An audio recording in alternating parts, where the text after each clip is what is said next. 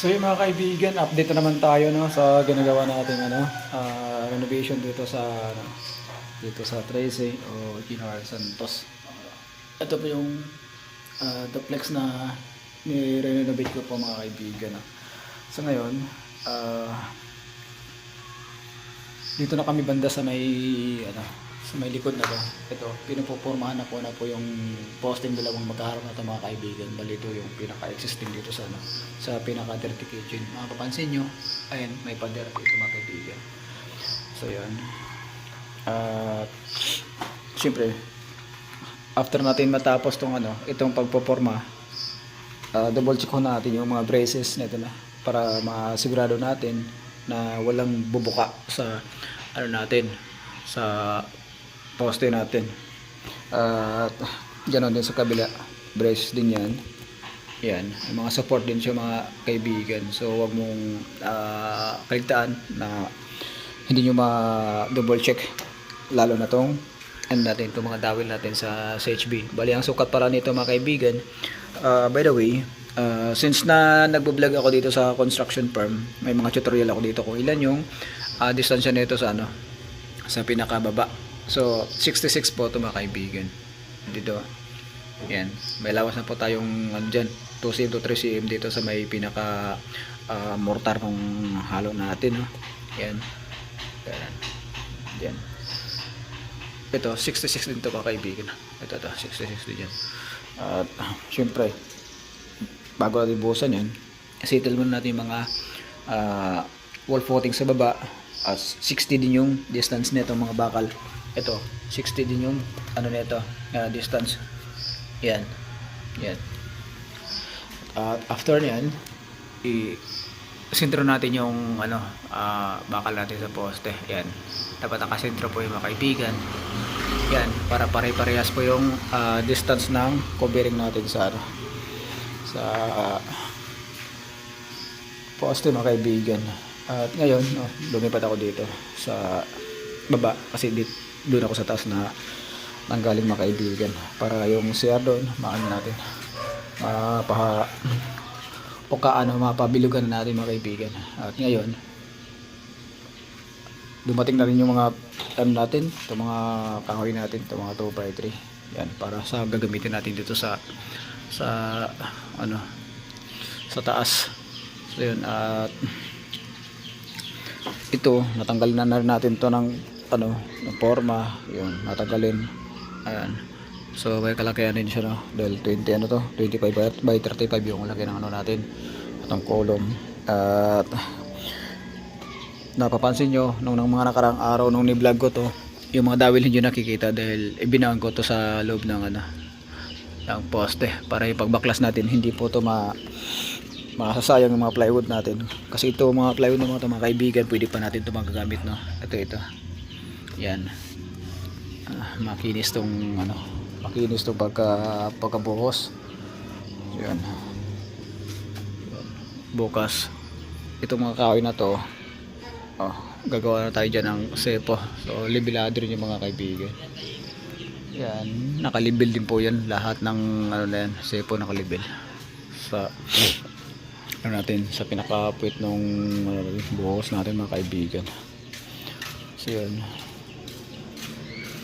At after nyan, mapormahan na natin yan, sabay tukod, gamitin itong 2x3 natin kahoy, matutukuro na natin yan, at may settle din natin yung slab nyan mga kaibigan.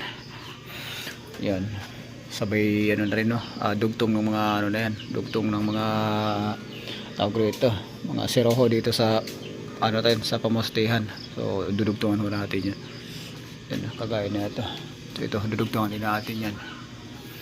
So yun, at sa araw na to, balitan lang muna kaming gumagawa ng mabsent pa yung mga tropa natin, no? Absent pa yung mga tropa. So sana bukas makakapasok na sila bukas. At ang kahirapan pa dito, itong mga linya ng mga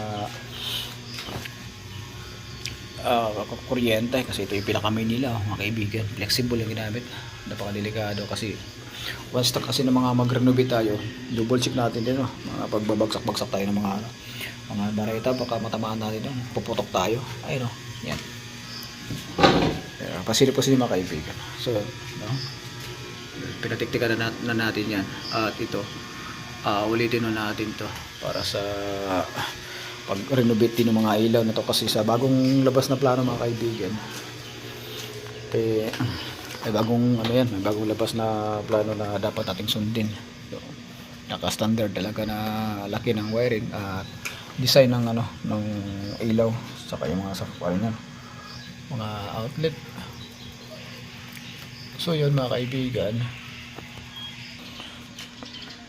at nagpapasalamat din tayo dahil nakompleto naman yung mga materialis natin para hindi matitinggal yung mga tao natin kung sakasakaling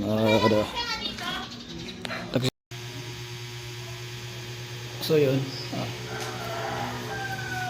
itong tiles, depende pa rin sa kontraktor natin kung papalitan to o hindi, dahil alam nyo ba kung bakit mga kaibigan. Sa plano kasi assess pa rin siya ganun pa rin yung sa plano natin. Yan, isarado na natin to. Ito, isara. Then dito sa kabila, bubuksan din natin to. Itong pinakapinto ng ano, pinakapinto ng CR natin, bubuksan natin yan. Yan. At itong abang ng ano, sanitary natin sa taas. Yan, yung abang na yan. Yung kasi yung water closet natin. At dito pa rin yung tawag ito, floor drain. Dito ko na tayo pwede magtik-tik. Kasi pag dito tayo, hindi ka pa mas malaking problema dito mga kaibigan. Maraming gagalawin tayo dyan. Kaya maganda, dito na tayo. Papalabasin natin dito yung ano, yung tubo. Dito na natin ibagsak yan. Yan. Dito magkaroon siya rito ng ano, ng catch basin para sa ano natin, para sa floor drain sa taas, at saka yung downspout. So magkaroon siya rin dito ng ano, ng catch basin, 40 by 40. Yan, dalawang patong halang hollow blocks. Lagay na takip. At yung sa ano, sa sanitary, diretso naman ho dito yan mga kaibigan. Bali, gigibayin ho natin to, itong flooring na to, gigibayin ho natin to pagkapang dito, pero mag-ingat pa rin tayo dahil may mga kawad ng ano, kuryente kagaya dito mga kaibigan. Yan, nakikita natin yan, yung outlet na yan, kasi dito yung tatawid sa kabila. Yan tatawid yung mga kaibigan. Yan sa tatawid, kaya mag-ingat din tayo sa pagtitik-tik mga kaibigan. Yan, mula dito. Yan. At magko-connection dyan sa may septic tank, kasi dito kasi parte yung septic tank mga kaibigan. Yan, pati yung floor drain dito na mag-tap sa may catch basin natin. So diretso pa rin siya dito mga kaibigan. Diretso siya dyan sa septic, pero gagawin lang tayo ng ano, gagawin na lang ho tayo ng overflow para mag-tap siya sa may drainage natin mga kaibigan. So yun. At yung electrical natin, medyo malaki pa yung problema natin sa ano, no, gagalawin. Marami pa tayong gagalawin pagdating sa electrical mga kaibigan. So ito kasing project ko mga kaibigan is renovation kasi to, kaya medyo mahirap itong diskartehan mga kaibigan, kasi ano talaga to, totally baklas talaga yung mga ng electrical. So dito kasing parte na to sa may ano, sa may grahe, dalawang ilaw pa yan dyan, tapos tatlo doon sa may post lamp, tatlo. At dito naka-design yung ano yan, switches dito mga kaibigan. So yan, ito babaguhin din natin itong mga hokay. Mali to, masyadong mataas siya. Dapat talaga siya 30 lang dapat siya mga kaibigan. 30 lang dapat ang taas ng outlet natin, kasi dito naman naka-design sa ano, sa plano. So 30 yung taas. May pa rito sa may parte ng ano ko, bag. So yun, may mga natitira pa tayong ano rito, anilyo, no, ito mga anilyo na para sa ano, sa biga. Ito po siya, 30 by 40. Hindi ko natuto na 36 degrees kasi mahirap sa ipasok pag 36 degrees kasi masyado na kasi maliit. No, itong mga anilyo. So dito po natin ilalagay sa may bakanting na to. Yan, diyan po natin ilalagay sa may bakante. Yan.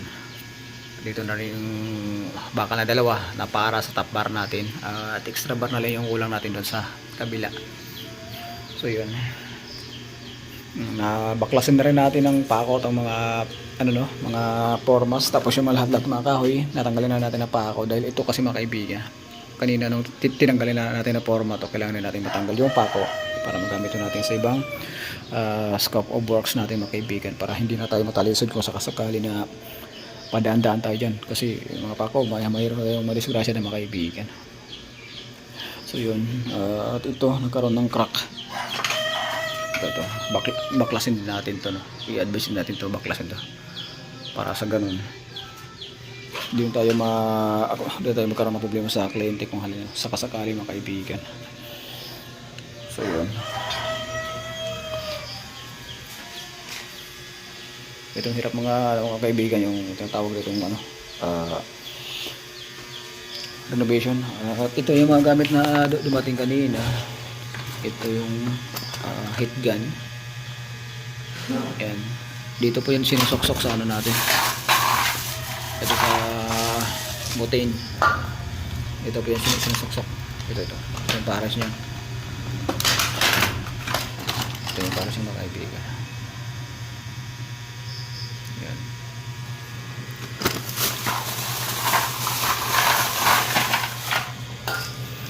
At ito na yung epoxy na huling dumating mga kaibigan para doon sa planted na planted na bakal para sa biga mga kaibigan. So yun, pasensya na kayo dahil kanina hindi halos makagalaw, malakas ang ulan dito, pero may pinagawa pa rin akong dapat natin gagalawin sa taas, kagaya nitong pinagbubutas ko sila ng natin dito sa sanitary, at yung isa ito pinagtitik-tik ko muna at pinagawa nitong forma, itong forma sa natin, ito sa biga natin mga kaibigan. Bali to siya, bali 20 cm yung pinaka-runner ng natin, pinaka-runner ng din natin mga kaibigan. So yun, sa mga hindi pa nakaka-subscribe kay Stoneworks TV, so paki-subscribe na lang po mga kaibigan, at kung maaari mag-comment naman din po kayo, no, sa mga gusto mapagawa at sa mga nais pang magpapagawa. So inanyayahan ko po kayo na mag-comment, no, sa may gustong malalaman regarding sa buhay construction mga kaibigan. Si Stoneworks TV ay narito ho lagi para mabigyan kayo ng magandang advices, para mga nararapat at kung ano yung mga diskarte para mapabilis at napatibay yung mga gawa natin. So lagi ko sinasabi sa inyo mga kaibigan, lahat po ng trabaho, respeto sa oras, respeto rin sa natin, sa katrabaho, respeto rin tayo sa natin, sa kapwa. So yun, helper man, mason man, lead man o foreman. So respeto lang tayo ng bawat sa mga kaibigan. So yun, once again, Stoneworks TV, nagpapalala, palagi tayo mag-ingat. God bless.